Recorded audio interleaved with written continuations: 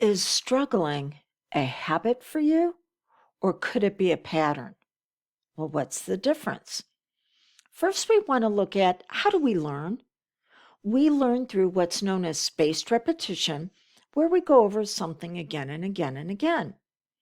Or we go through immersion, where we're actually engaged in the activity. I think it might have been on this series where I said, growing up for me, math was spaced repetition. It was knowledge, but it was knowledge I did not keep because I didn't have to use it. At least not the theories that I was being shown. Um, so habits. Habits are something that we typically go through with immersion. Habits can be part-time. I have a habit of putting up my Christmas tree. I do not have one up all year round. And this year is going to be interesting because of Thor. I didn't put one up last year because he was a puppy. In case you don't know, he is my Saint Dane, a cross between a Saint Bernard and a Great Dane. Looks like his mother, the Great Dane, with the crazy Saint Bernard personality, 150 plus pounds of puppy. I didn't put one up last year because I didn't want him to eat the tree. This year, he's gone beyond that, but we'll see what happens with the ornaments. Decorating for the holidays is a habit. It's based on immersion. It is not something I do all the time. But then there's spaced repetition, like brushing my teeth. Yeah, I do that multiple times every single day because went over it again and again. That is a pattern.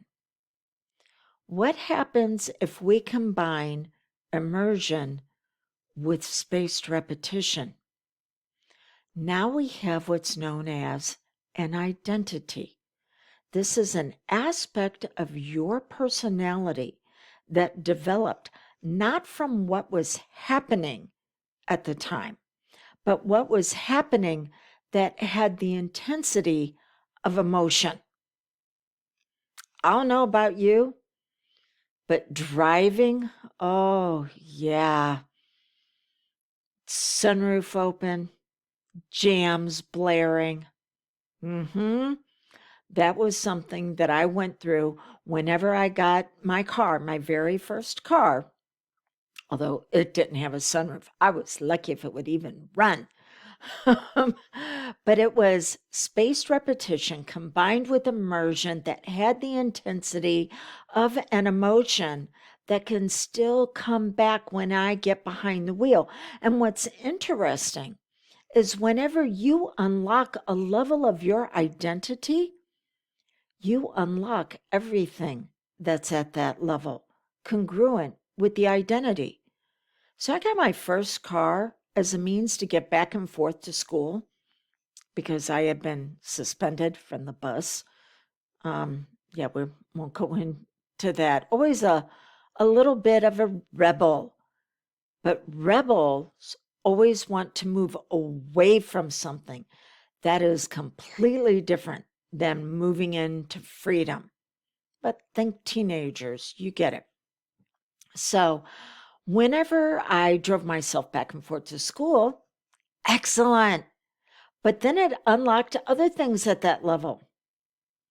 Getting a job, but having my own money, having the money now for gas to hang out with friends.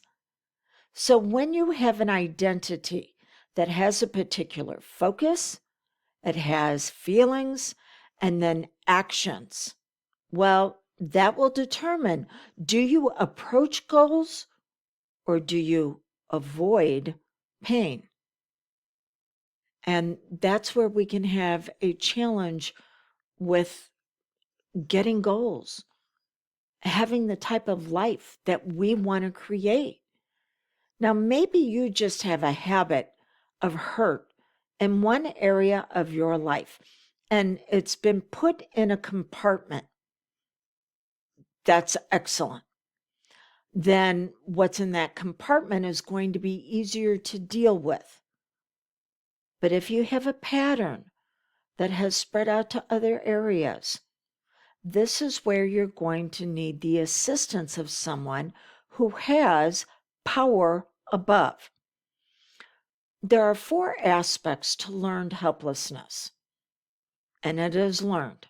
The first one is personal. It's our fault.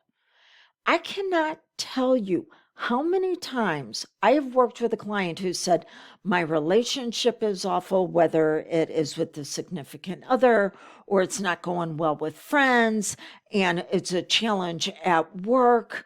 What's wrong with me? Okay, what's also wrong with them? Because this is not something that happens just one-sided. How are they invested in your identity of you being the one who is harnessed to all the hurt, the harm, and carrying the load for everybody? Just something to think about. So learned helplessness says you're going to take everything personal. It was made about you. Your power was taken away. And it kept you from pointing the finger at others going, you got a responsibility in this also. And then from there, you began to see it pervasive. It was spreading into other areas and permanent. It is always going to be like this. And then your subconscious mind, which runs all of your habits and patterns, attaches symbolism that has you small and tiny, and you can't move and you can't break free. And this problem is looming over you like the boogie monster, pointing its finger at you and telling you what you have to do. Now, if you're going to rebel, you're going to flip it off and you're going to move away from it. But if you're so busy moving away from what's causing pain in your life, you're never going to get your goals. Because those you have to approach, you have to move towards them. And so someone who has power over you can be using that power to continue to reinforce learned helplessness. Instead, you need someone who has power above. By the way, this teaching is from the current workshop that I have available, Spiraling from Struggle into Success, Healing, Wholeness, Thriving, and a Life by Design. But what I'm teaching from right now is the focus for fulfillment. Because if you want better answers, you need to ask better questions, and you need to ask better questions in a way where you have to implement for impact. You actually have to immerse yourself into an experience with spaced repetition again and again until that identity that you're developing, that is going after the type of life that you want to have, that's waiting for you, that is absolutely magnificent. That identity is what needs to be cultivated. And to be able to do that, well, working with someone who has power above. They know what questions you should be asking yourself.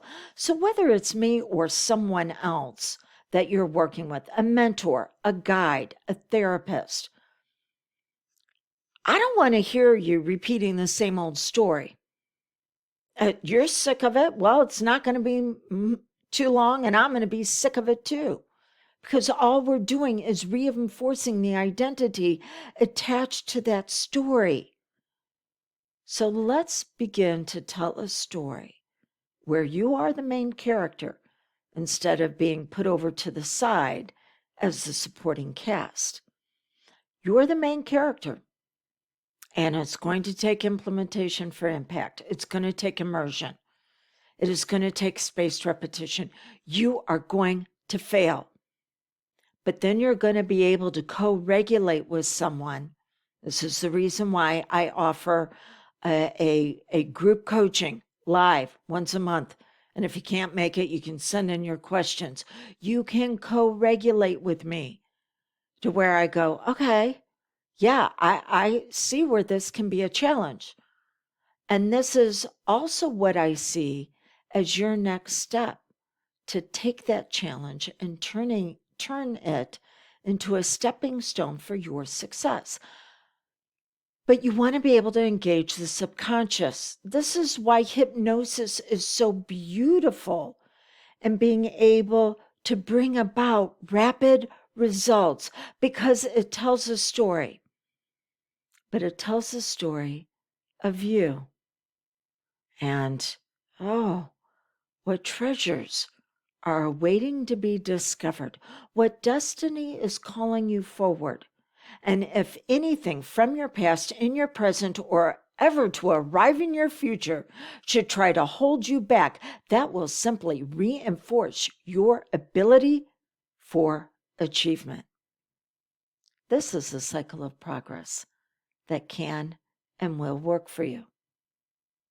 By the way, that was part of a hypnosis session that I just did for your subconscious. I hope you'll join me in Dreams into Reality. But if you choose to work with someone else, okay, then look at how they're giving you a plan of action for spaced repetition, immersion, the questions they're asking, and what level is waiting for you next. Is it moving from healing to wholeness? Or is it wholeness into thriving? Or thriving into a life by design? I truly believe the world needs your brilliance now more than ever. It's time to turn on your light and let it shine so you can be a beacon for others on how their life can be beautiful also.